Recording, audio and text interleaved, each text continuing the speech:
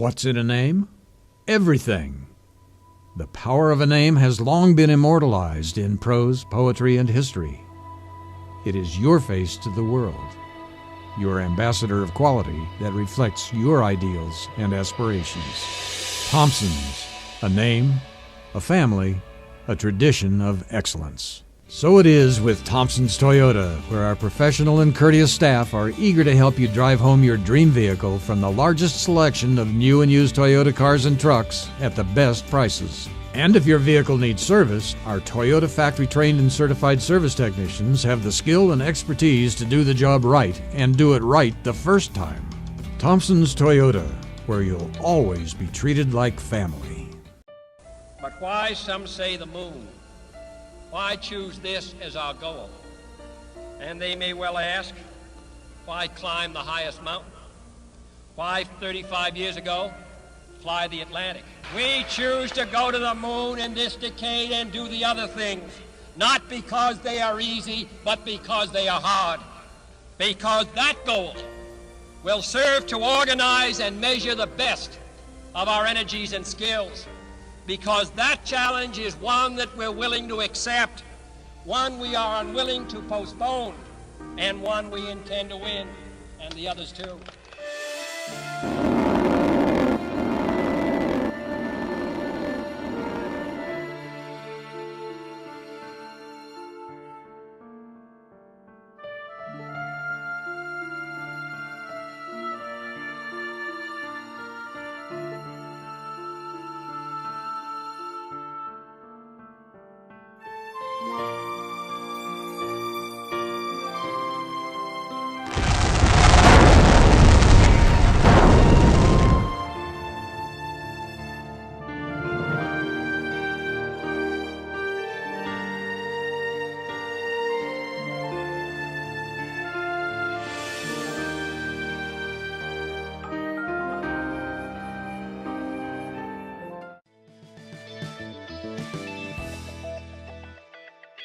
Comet of the Century, presented by Science at NASA.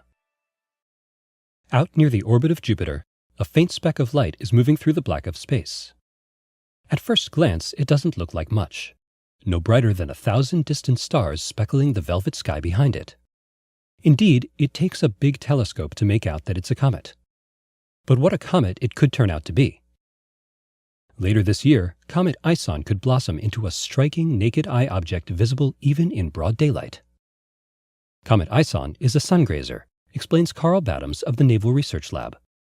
The orbit of the comet will bring it very close to the Sun, which we know can be a spectacular thing. Russian astronomers Vitaly Nevsky and Artyom Novichenok found the comet in September 2012. It bears the name of their night sky survey program, the International Scientific Optical Network, or ISON. As 2013 unfolds, the comet is still very far away, near the orbit of Jupiter. That's why it looks like a speck. But for an object at such extreme distance, it is actually very bright, says Badams. The comet's glow suggests that it is spewing gas and dust from a fairly large nucleus, in the 1 to 10 kilometer range, estimates Matthew Knight of the Lowell Observatory.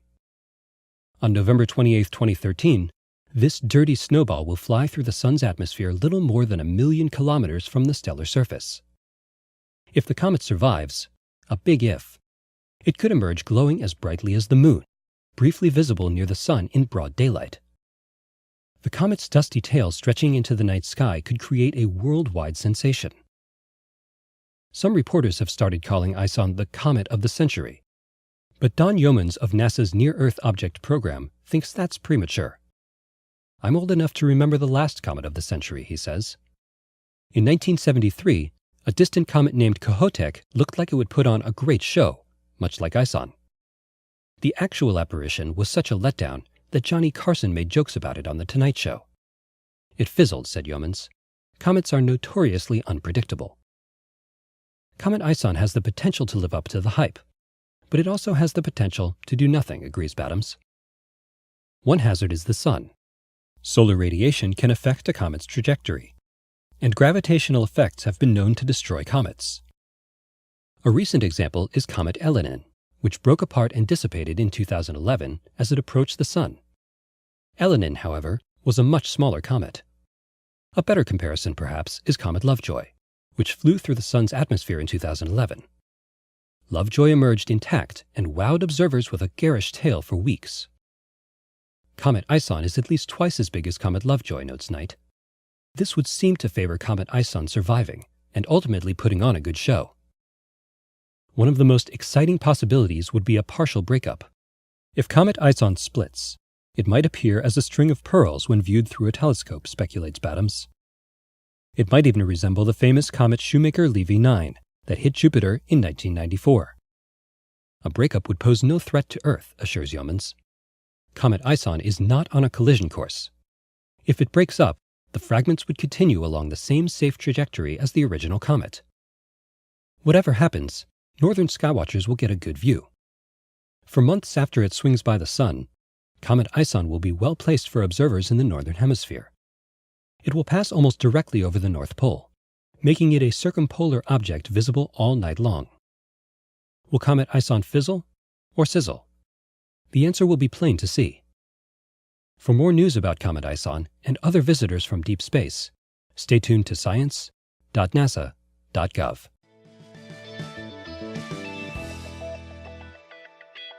Dark Lightning, presented by Science at NASA.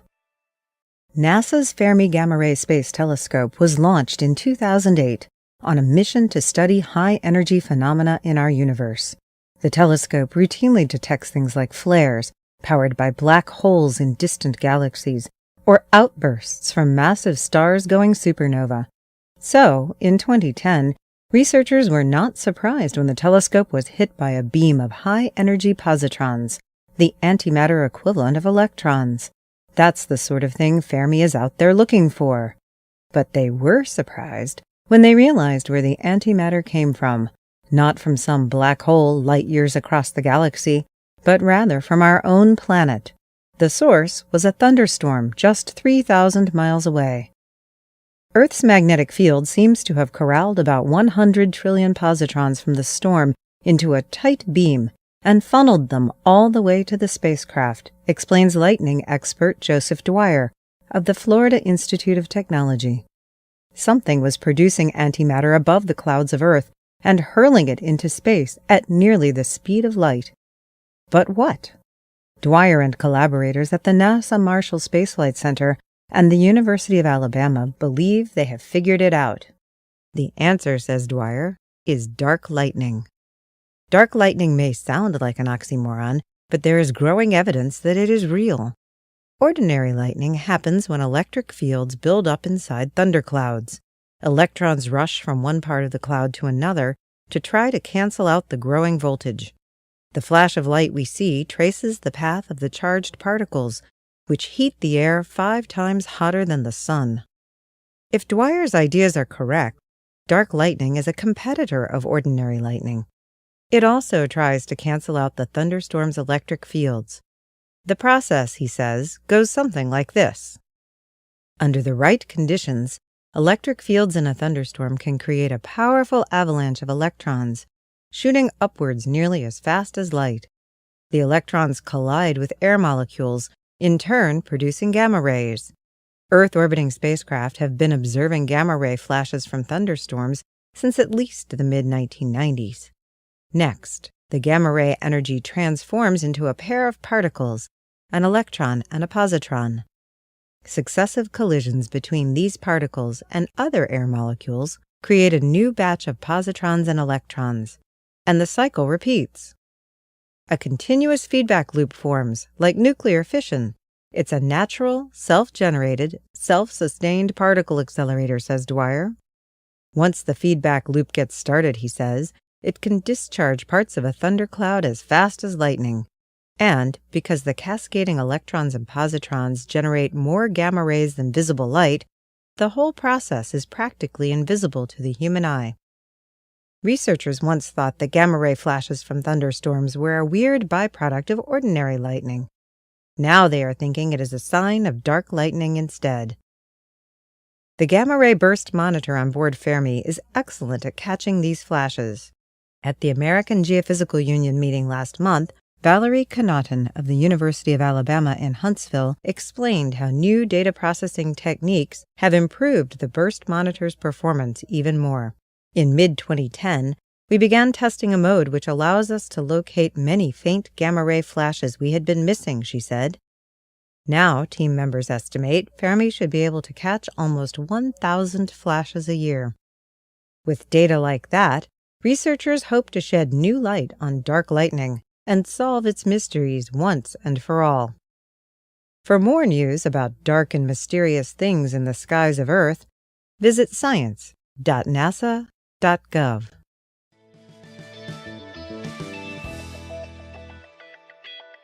Don't Judge a Moon by Its Cover, presented by Science at NASA. At first glance, Saturn's moon Phoebe doesn't look much like a planet. It's only 220 kilometers in diameter, smaller by far than most U.S. states. The moonlet is dark, airless, and pitted with craters nearly as wide as Phoebe itself. Yet researchers have just announced that this small, apparently misshapen hunk of ice and rock orbiting backwards around Saturn is more like a planet than anyone imagined.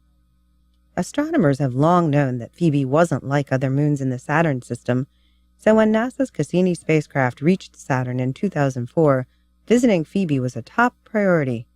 In fact, it was the first moon Cassini encountered on its way into Saturn.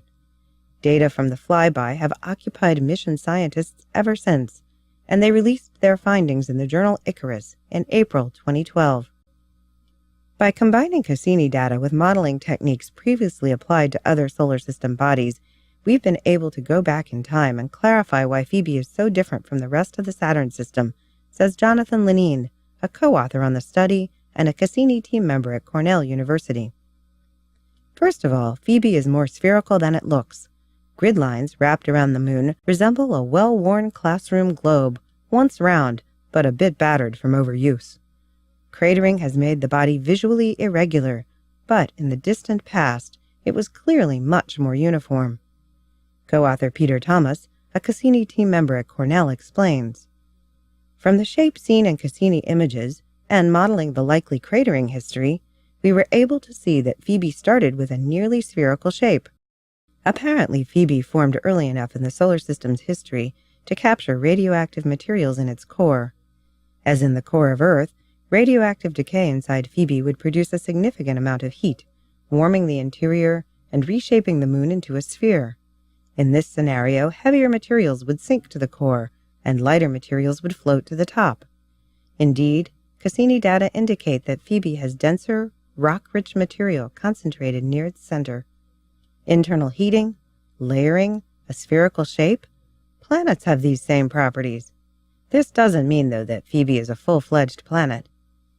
Objects like Phoebe represent building blocks of planets, says JPL's Julie Castillo-Rojas, lead author of the study.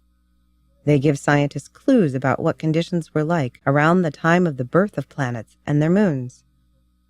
The researchers believe Phoebe is probably a cousin of Pluto, born in the outer reaches of the solar system. This would solve a number of mysteries. While Saturn's regular moons orbit in a common plane and go around the planet in the same direction, Phoebe's orbit is tilted and retrograde. It actually circles Saturn backwards. At some point in the distant past, the little planetesimal probably wandered by Saturn and got caught by the gas giant's gravitational field. Given that Phoebe's density and composition are similar to Pluto's, it is likely that Phoebe came from the same place Pluto lives, the Kuiper Belt, the region of ancient, icy, rocky bodies beyond Neptune's orbit. Remarkably, Phoebe is just one of more than 60 moons in the Saturn system, each with its own unique history. At least 59 stories remain to be told. For more news from Saturn, as Cassini continues on its voyage of discovery, stay tuned to science.nasa.gov.